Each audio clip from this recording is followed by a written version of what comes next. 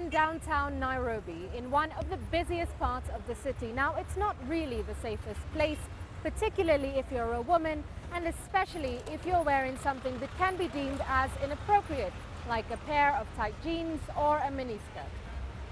Images and videos of women being stripped on the streets of Nairobi because of so-called indecent dressing made rounds on social media last year, sparking outrage among women from every section of society.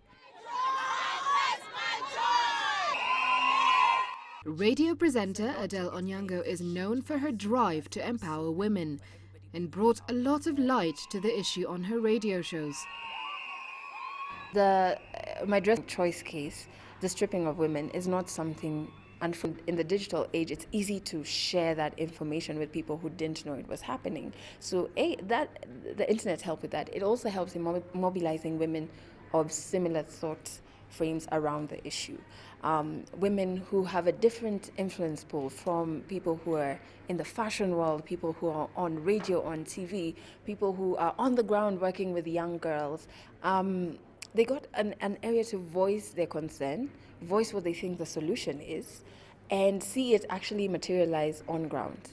Journalist Eunice Kilonzo was sent to cover the story by her editors, but quickly realized she had more of a part to play than just writing. I remember looking at it and I said, this is not just about news, really, it's about me, because I could have been the one who was stripped on this side, on whichever side of the streets in Nairobi.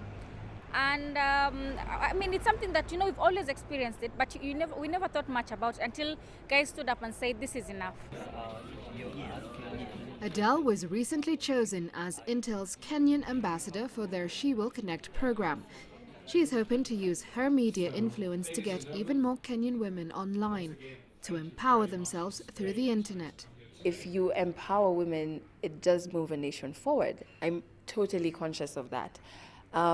So even with radio, I'm very clear about even how I present myself in the public, how I present myself on air, is to communicate to younger women who are listening, younger women who are looking up to me, that it is okay to be who you are, and it is also okay to empower each other. Reports show that citizens who have access to the internet and social media platforms are more aware of their social, political and economic environment than those who lack access. But women are still lagging behind men when it comes to internet access. In 2015, Intel trained over 2,000 women in ICT as part of their She Will Connect program. They are now aiming to close the gender and technology gap even more this year. Maria Galang, CCTV, Nairobi, Kenya.